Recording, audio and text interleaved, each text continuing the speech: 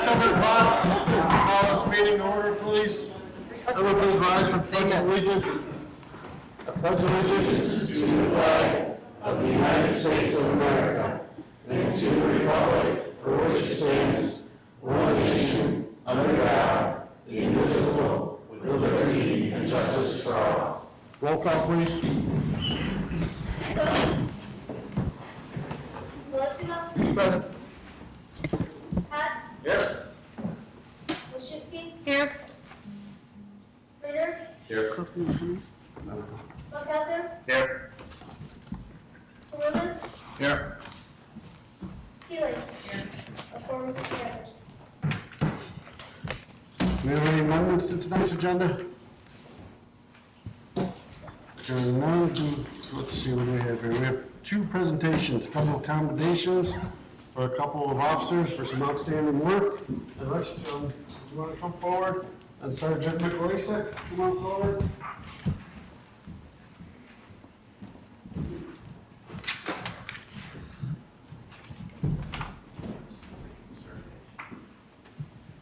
All right, we have a commendation for Sergeant Mikulasek for his work on the evidence room. It starts off, I wish to commend you on your actions over the last 3 years. During that time period, you took on the task of creating a new in-house monthly training program, and you also created a centralized storage of all training documentation.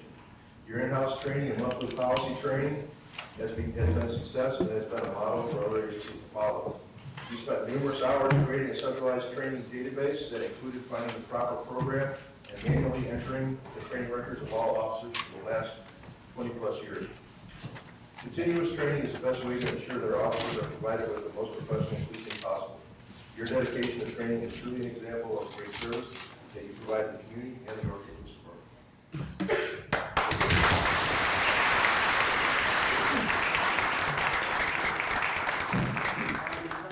If you'd like to come up.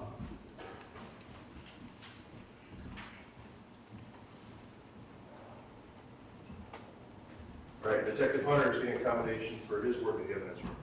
I wish to commend you on your actions between September of 2015 and February 2016. You took on an overwhelming task and in doing so, ensured that the property room will operate below capacity for quite some time. Most important, you ensured that the Yorkville Police Department property room will operate with the utmost integrity and accountability going forward. Your actions are truly an example of the great service that you provide this community and the Yorkville Police Department. Now, the evidence room in the police department is one of the key functions of our police department. If that thing is messed up, we're in big trouble. So he kind of took this on his own and ran with it, and it's quite an accomplishment. Thank you.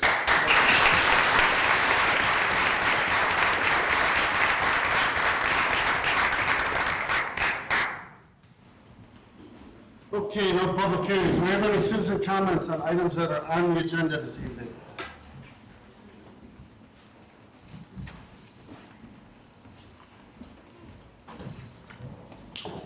I see the body camera purchases on, Can you please state your name? I'm sorry, Todd Milan.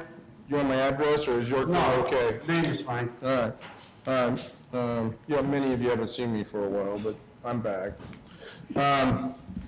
Just for this one meeting.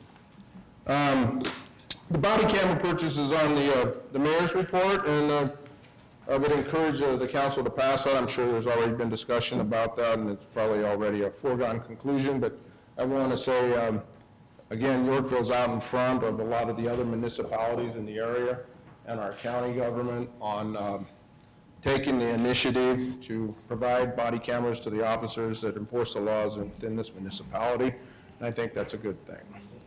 So kudos to you guys. I have something else I'd like to talk about, but it's not on the agenda. I really don't want to stay to the end of the meeting. Will you allow it?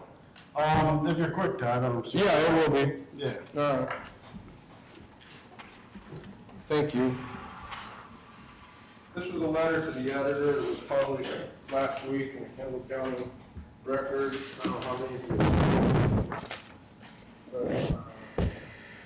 but I wanted to share it with you all. You can make sure I got enough for you. There's an extra one over here, Todd. All right. Please hand that to the clerk.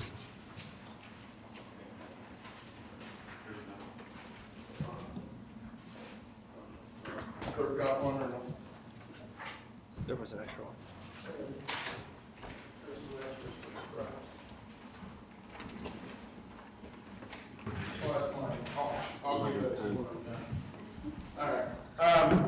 This is a letter to the editor that was published last week. It's from, when I printed it out, it didn't print the author's name, but the lady's name is Leah Philpott. She lived over in Oswego. I thought it was an interesting letter. Pertains to your old chief of police, Harold Martin, who retired roughly, I guess, about 5 years ago. Currently, he's drawing a salary in the city of Yorkville, or not a salary, a pension in the city of Yorkville. This may not have been updated for the annual increases that happen each year, but it was reported at $111,328. Plus, he draws a county salary as an under sheriff for $108,000. And this letter's in reference to encouraging you guys to pass a city resolution in support of House Bill 1320, which is legislation that would prevent this from happening in the future. The pensions is one of the biggest drivers of our state problem. It's also something that you guys have to fund as a city, and it's a pretty big line item, I think, in the budget too. Anyway, if Mr. Barton wasn't drawing his city pension, it would increase the percentage that, your funding percentage. You guys aren't funded at 100% yet, but, you know, that was not happening, it would help that percentage, and would, at some point in time, would be very actuarially desirable to, increase that, so at some point in time, maybe the citizens of Yorkville do not have to contribute as much towards the pension fund. It did say in the letter that Mr. Martin does take his health insurance benefits not from the county, so I'm assuming that either he's taking them individually, or he's something he's paying himself, or it may be something your retirement plan provides for retirees. I'm not aware or sure of that, but that might be something that needs to be looked into. I do know that he takes his dental insurance at the county. So anyway, we had a situation like this at the county not that long ago, where Mr. Davidson was retired, and the pension that he was drawing from was not a municipal or IMRF pension, but he was employed and doing a similar job that he was performing and drawing his pension at the same time, and that private pension fund said that was not right, and there was provisions within that contract not to allow that happen, and Mr. Davidson ended up having to pay back a substantial amount of money to that pension fund for benefits he wasn't entitled to because he was gainfully employed. So I'm going to leave with a copy of this HB 320 with the clerk. The other thing I'd like to bring attention to is John Anthony, my rep for the 75th District, I know he's not most of y'all's reps, but he's mine, is going to have a property tax, understanding and appealing your property tax assessment forum Thursday, April 28th at the Kendall Township Building at Walker and Route 47. It'll be at, where's the time? 10 a.m. on Thursday, so 2 days from now. There'll be a question and answer session after that. And there's several initiatives that he's sponsoring. There's 4 of them I really like. HB 6234 provides that the senior citizen assessment fees homestead exemption would also apply to persons with disabilities. HB 6235 decreases the age limit to qualify for the senior citizen assessment fees homestead exemption from 65 to age 55 years of age. 6236 increases the maximum reduction in the senior citizen's homestead exemption from $5,000 to $7,000 for taxable year 2016 and indexes the reductions to the Consumer Price Index. And then there was one more, provides that counties with less than 3 million inhabitants, that would be us, if a person's been granted a senior citizen's homestead exemption, that person needs not to apply for that exemption again. So anyway, those are some things I wanted to bring to y'all's attention. And thank you for allowing me to speak. And I'll share this with the clerk, and if anybody wants copies of this, they can get this information from the clerk. Okay, thank you, Ted. Thank you. Do we have any other citizen comment? Hearing none, I'll entertain a motion to approve the consent agenda. So moved. Second. Roll call, please. Luciano, Aye. Wilczewski, Aye. Rulis, Aye. Fritos, Aye. Householder, Aye. Philip, Aye. Sealing, Hot. Aye. Motion passes. Entertain a motion to approve the minutes of the regular city council meeting of March 22nd, 2016, as presented. So move. Second. Comments or questions on the minutes, corrections? Who seconded, please? Okay. Anything on the minutes?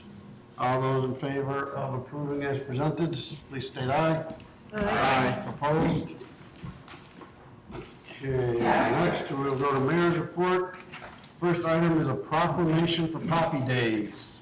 I know we have some ladies here from the Legion Auxiliary. If you ladies would come forward. And I will. Would you like to stick me with Poppy before I read my proclamation? Come on up, Doris.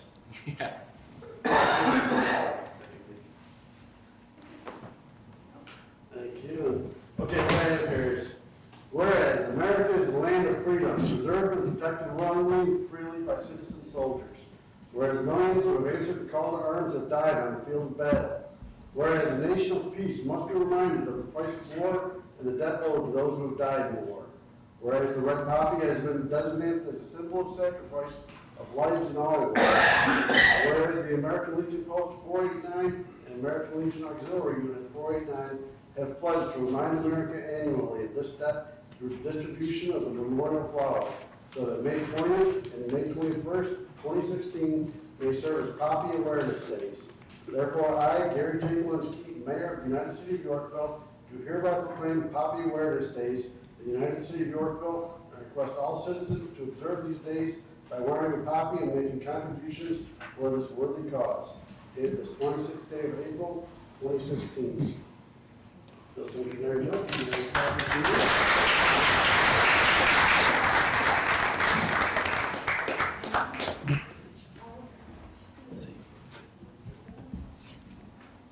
I know our Boy Scouts before you will be helping out. For Poppy Days.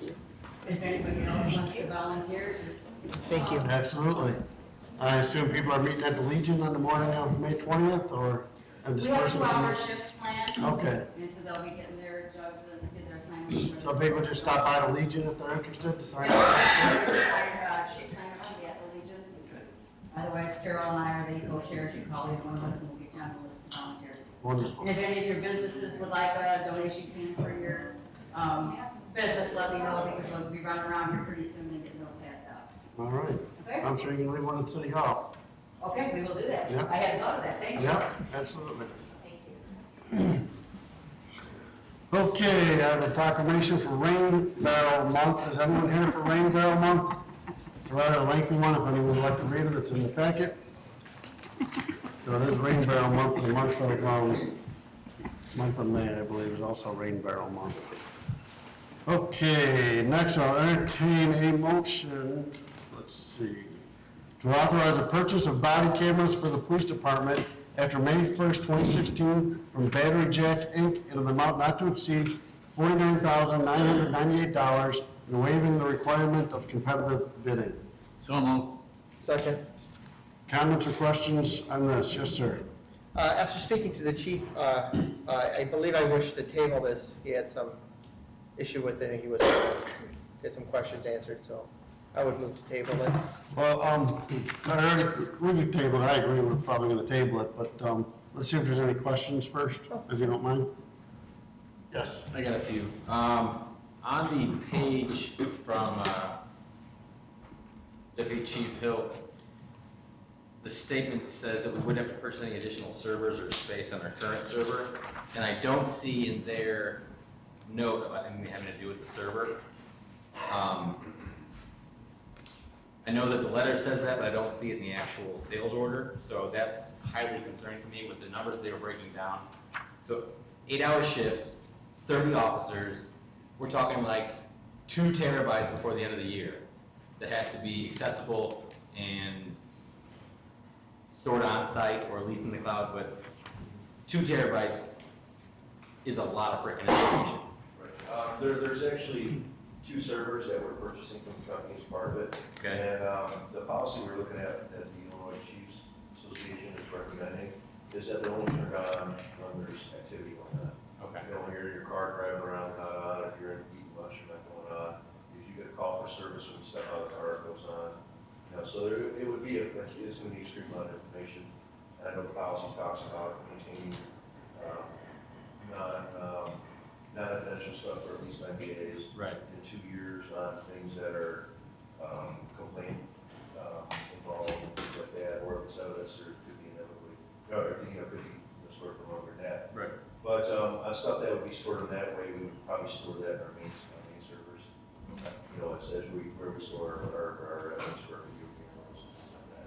Well, I guess then I have the question, since there is really no guidance, I know there's the Illinois Chiefs Association, but there's really no guidance as far as the state, as far as how the officer themselves is supposed to basically interact with the system.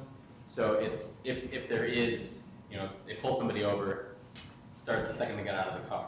Well, what if they get back in the car and don't turn the thing off, and then we have a half hour of them just filling out reports? Because I know that 80% of a cop's life is doing this. But then, is that cop in charge of, is he now our Mr. Video Editor? That's what I'm concerned with, because what if he goes too far? They can't alter or erase anything, or. So is that a new position within the police department that we have to hire out? That's a good question. That was one of my concerns that was brought to our attention, that between the FOIAs, this is gonna be an immense amount of time involved. Yeah. With FOIA requests and things like that we're not used to taking. Right. This whole field's new in our business, and especially in Illinois is behind the curve on body cameras. And I had just been at the Illinois Chief Conference last week, and that was brought to my attention as one of the departments south of us started a pilot program, and they actually just canceled it because they weren't aware of the amount of time it's going to cost for FOIA requests. Right. That's one of the doubts, that I had, a lot of the last minute was, are you 100% sure of this? And I'm like, I have doubt on personnel being able to process the data before it was. Right. One of the, this was a very hasty request to get this in so fast, because we did get offered some pretty good benefits from the distributor to make this happen a little quicker. Yeah. I just think now, after talking to several people, that it might be better to listen to people. All right, well, I have a couple more questions. Hold on real quick. So they also mentioned about having a warranty on the lifetime, or a lifetime warranty. Is that the company or the equipment's lifetime? The equipment's warranty for 2 years, but the company will give us support for lifetime. Okay. So that makes sense. It is a local-based company too. Yeah, that's, it's It's mostly close, but. It's real interesting. This has been probably a 6-month process of having companies that come out with demos, have our officers look at them. We had everybody involved in these cameras look at them and try them out. And a lot of them are complicated, some of them are really simple. And when it came down to this one, this is the one that everybody said, this is made for police work. Somebody who was a police officer designed and implemented the system. It's what we call, in the police world, the police officers are usually under stress, and at times it's got to be what we call stupid simple. Yeah. And this really fit all that criteria, the way they store them, the way they're charged, the way they download. It made the most sense to all of us. Well, we have the, kind of like the package deal on this, when you buy 30 at a time. I need to know, or I would like to know what the individual cost is. Say, I know Ray personally, he could easily bring a couple in a month. So what do they cost individually to purchase? Not in the bulk The sense. smallest cost is the actual camera itself. Okay. Most 90% of the cost, I'm guessing, a big chunk of the cost is the servers. Right. And those type of issues, but the actual cameras, I would have to look at it, get my, I believe the cameras were $425 each, and there were 32 of them, so the vast majority of the $49,000 was the 2 servers. Right. The cameras were $425. $325. Oh, $325. And we did order extra ones that way, they're going to be individually signed each person. And if they do get broken or lost, which does happen, the police officer gets in the pursuit, falls off, when they're provided again, we do have another one to turn around issue, so that we're not short-handed. Right. And then the 16-bay docking station, that's the server? Yes. Because again, because we had a discussion about if we're gonna be streaming our city council meetings, and I made the suggestion, well, Facebook Live is free, just hit the freaking record button. And I brought it to an admin meeting, and we did a live admin council, and everybody loved it, it's so fascinating. But the question is after it's who films it and who owns it. If the city owns it and films it, they have to basically provide for its viewability into perpetuity, which puts the ownership of that video on us. Now, me as a person, I record the video, it's wherever it's stored and it can be deleted at any time. The thing that worries me about this is that we're not just talking about 2 terabytes of data. We're talking about 2 terabytes of data every other month, with which we have to hold on to. And knowing with the redundancy rates of servers, you don't just have it on 1, you have it on 3 or 4, which means that everything that we have a copy of, we're not just paying for 1 copy, we're paying for 6. And 2 terabytes is a boatload of information, but that's every other month. And that gets me thinking, okay, well, this is video content, which the majority of the time is unedited, which means that 95 to 99% of the stuff we'll never even touch. It'll just be sitting there. The only thing that we're doing is we're spending 50 grand for the ability to store 2 terabytes of information every other month for 30 officers into perpetuity. Now, I was the one that was like, dude, find a grant, let's get these things in here, because I understand the need for accountability on the police officers' side and also protection of the citizens. But when you have that much information, like I carry around a backup drive of 2 terabytes and it was like $200. Well, I've broken one before. That's 2 terabytes gone. So at my pharmacy, I have 6 copies of everything, which I believe is overkill. But you're the end-all be-all. So that's why I'm thinking, okay, we're gonna have 2 terabytes every other month forever. And that's gonna be a large server room eventually. Well, what'll happen is after 90 days by policy, they'll automatically erase everything that's not flagged. Okay. If it's not flagged as something we want to hold on to, or if it's not stored as evidence, it's automatically erased. Okay. It just starts self, and that's the way a lot of, Kencom does that with the dispatch records, that after 90 days, those phone calls and stuff, they're just erased. Just burn it up. Okay. Unless it's flagged. And that's what the officers, part of the policy states that if there's something of evidentiary value, there's an arrest made, there's a reading about the call, then those items get flagged. And if it is like an arrest of some type, then they also make a hard copy of the video too, and that goes into our evidence report. So it's double backed up. So would there ever be a case where it's only as a physical evidence, not necessarily as on this server and that server? It would not transfer between the servers unless it's flagged for evidence. If it's flagged evidentiary, it'll go into our regular system where all of our in-car video evidence is stored. Right. If we have pictures from a crime scene, those are stored in there, we go into this, evidence storage. Okay. And usually there's a hard copy made of that too that also goes into our evidence room. So it's a double backup if it's yours, we have a hard copy or audio recording as well. Right. So I'll just be clear, I fully support the use and the acquisition of these cameras. It's the intangibles that I'm having a really hard time with. Well, how are we gonna store this into perpetuity? That's Well, just so with every technology that we have in our video cameras, there's nothing 100% that malfunction all the time. right. And Murphy's Law, they seem to malfunction even the most. They're in the coldest parts of the winter, the hottest parts of the summer, they're out in blizzards and rainstorms, officers go to the river, that after somebody or save somebody, they're gonna get wet. Right. Now, would this data be stored similarly to how you store the dash cams? No, No? dash cams right now go directly onto our servers, our main servers in the city. And these would be their old freestanding servers. Okay. Now, do those ever get purged, the dash cams? Yes, but it's a lot more difficult because they don't automatically purge after 90 days. But a lot of times it stores them, but it's just a little bit separate, but it's a little more manual on the curses. Now, is that a job that's performed by a police officer, or do you have a representative of that company that comes in and It's wipes both. those? Some is done by IT work when we have problems with the servers. Most of it's done by front office staff. Okay. They're the ones that usually are pulling the evidence, storing the evidence. The officers are involved somewhat too. They do burn their own copies. And this system with body cams will allow them to burn their own copies too. What will usually happen if they know it's evidentiary, they just burn the copy right there in the spot room, they're going to report, attach it right to the report. Ken?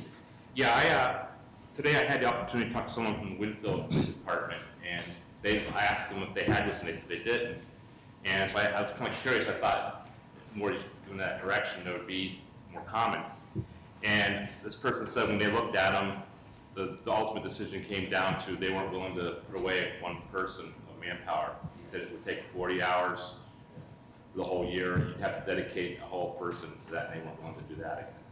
I think they're larger than we are, but that's the concern that was brought to my attention too.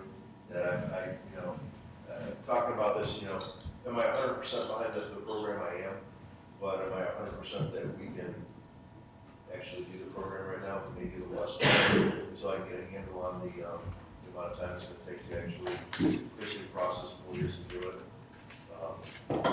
As we say, it was kind of an easy request by the company, maybe we could just get cheaper right now to do this. Yeah, we went ahead and did it, but now I think we just leave the reservation on that one. So this company that we'd be contracting with, they don't do that part of it, right? The part that where it would take a person 40 hours a week here. Yeah, that would just be like all FOIAs that the city gives them, is a permit. Obtains, we have to process them ourselves. And the biggest problem with FOIAs when it comes to dash cams is we have to blot out all the faces of non-affected people. Like if a car drives by and there's a license plate on it, we have to black out the license plate. And then that's the biggest time. So whoever's processing these FOIA requests has got to look at it in real time. And then they've got to stop it. And, the technology's good. Say, for instance, if Alderman Frieders pops up in the video, we black out his face, and then the technology, every time he pops up in the video, it'll black out from then on, so we have to stop every frame to do it. But, I mean, you can imagine how much data it might pick up for this intersection, and then we pick up lots of stuff that's got to be taken out. 2-hour video, 53 hours to process. Anyone else? Yes. Joel, just on your point about the data, on page 110 on my PDF, there is a calculation, an estimate of data that's on there. Yeah. And if you go through, it's at the end of 5 years, 4,000 gig. The system, if you pull it up and do a search on that Titan system, the kiosk, it's a baseline of 8 terabyte up to 30 terabytes. So it's a very large system with a RAID 6 backup. So it does have... So that's 3 times on one drive. Right. And so it does have multiple layers of backup within that server capability. So I've been trying to do some research. I've had conversations with Chief about this one to understand it. I know this has been an ongoing issue to try to figure out a way to implement it. One of the questions I have on the proposal as I'm looking at this, we have from Battery Jack Inc., the proposal is for 2 docking stations and 32 body-worn cameras for a total of $49,900 and change. Per the manufacturer's website, which is the same as the distributor, it's one company, the system is listed as a MSRP of $25,495, which includes 16 cameras. It's the kiosk and cameras. Are we ordering 32 additional extra cameras? Because this one looks like it's a kiosk with cameras, but what we're ordering is kiosk and cameras. Is No, there I don't know a if that's- duplicity? I don't know if that's a mistype or a read, but again, that's not the way it's presented to us, that it's, you're buying the kiosk separately and then the camera separately. I just want to make sure, because what I'm looking at on their website is a $25,000 package all in for 16. And we have, and that's on the 30 gig. I'm not sure what the total capacity is on our proposal. That's not listed. I just want to make sure that with the docking station, if that's $19,000 and we're paying for the cameras, I don't want to have a duplicity of cameras. So if we could clarify that and, clarify what the specification is on how much data can be stored on those servers. I'd like to see that.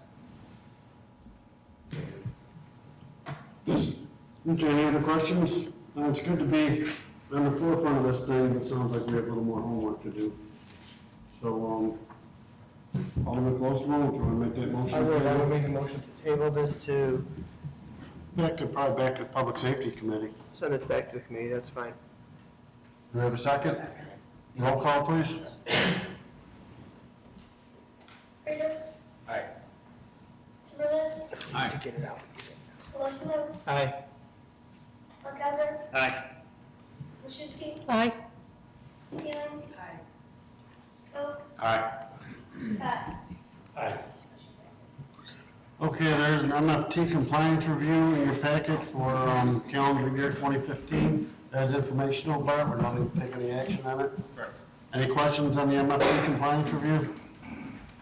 Okay, no committee reports tonight. Going on the park board, I'll entertain a motion to approve an ordinance approving a Fifth Amendment to lease donation agreement between the city and Open Lanes and authorize the mayor and city clerk to execute. So moved. Second. Comments or questions on this one? Do we have a choice? Not really. Okay. Roll call, please. Childs. Aye. Colosimo. Aye. Lukasher. Aye. Machuski. Aye. Teeling. Aye. Coe. Pat. Aye. Schmitters. Aye. I'll entertain a motion to approve an ordinance directing the sale of real property and authorize the mayor and city clerk to execute. So move. Second. Comments or questions on this one? Roll call, please. Colosimo. Aye. Lukasher. Aye. Machuski. Aye. Teeling. Aye. Coe. Aye. Pat. Aye. Schmitters. Yay. Childs. Aye. Sorry. Okay, moving on to plan commission. I'll entertain a motion to approve an ordinance authorizing the execution of the Second Amendment to the annexation agreement and plan development agreement, Autumn Creek subdivision, and authorize the mayor and city clerk to execute. So move. Second. Comments or questions? Roll call, please. Lukasher. Aye. Machuski. Aye. Teeling. Aye. Coe. Aye. Pat. Aye. Schmitters. Aye. Childs. Aye. Colosimo. Aye. Motion passes.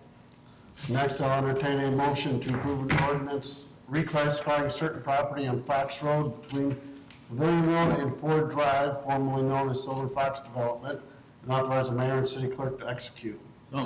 Second. Comments or questions? Yes, sir. Is there any concern about the amount of traffic that a farm lot might develop? Any more questions? That was my only question. Just a comment, I'm happy to see it going back to ag. Yep. Anything else? Roll call, please. Machuski. Aye. Teeling. Coe. Aye. Pat. Aye. Schmitters. Aye. Childs. Aye. Colosimo. Aye. Lukasher. Aye. I'll entertain a motion to approve an ordinance amending the Yorkville zoning ordinance by amending the definition of trade schools and adding them as special uses in the M1 and M2 manufacturing districts, and authorize the mayor and city clerk to execute.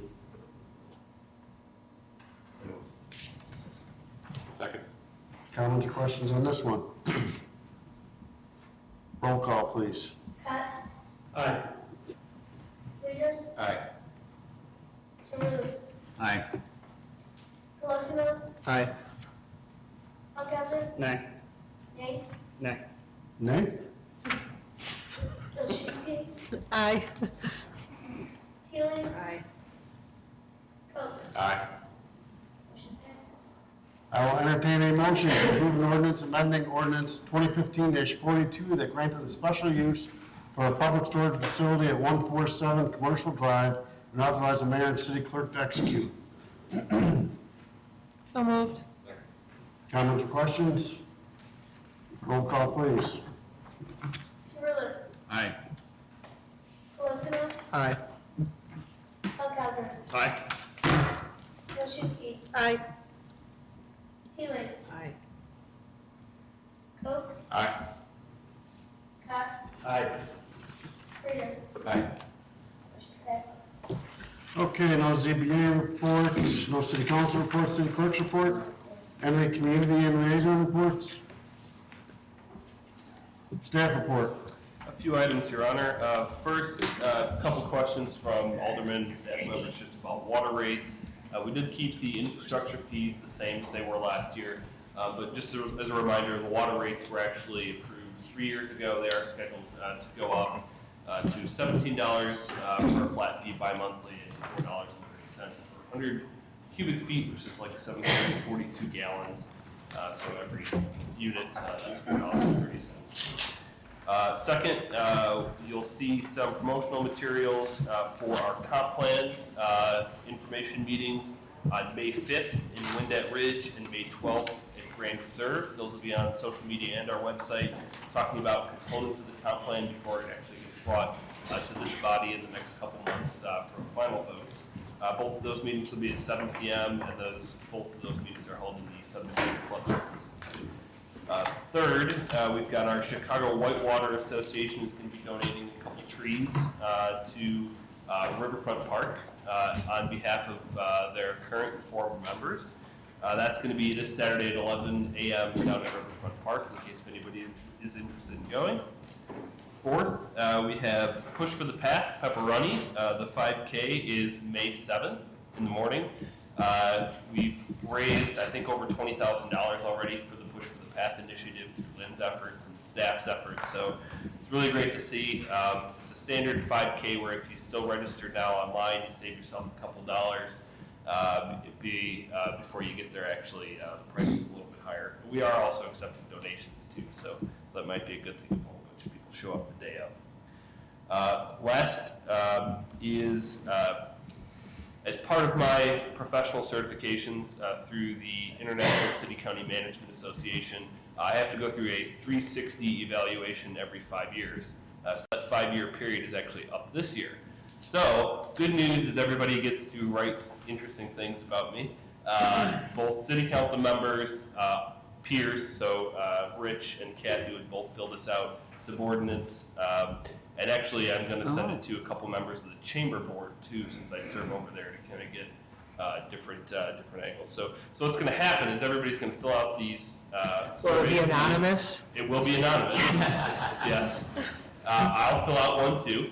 This consulting group will actually go and coordinate everybody's responses anonymously, and then give you a report as to what I think about certain strengths and weaknesses and different professional capabilities compared to everybody else's. So certain parts of that will be made public at some point or another, just to be fully transparent to everybody. But it is something that shows that we're trying to be progressive and forward thinking on professional development in the city. So I don't know that we've ever done one, so it'll be a first for the organization that I can remember.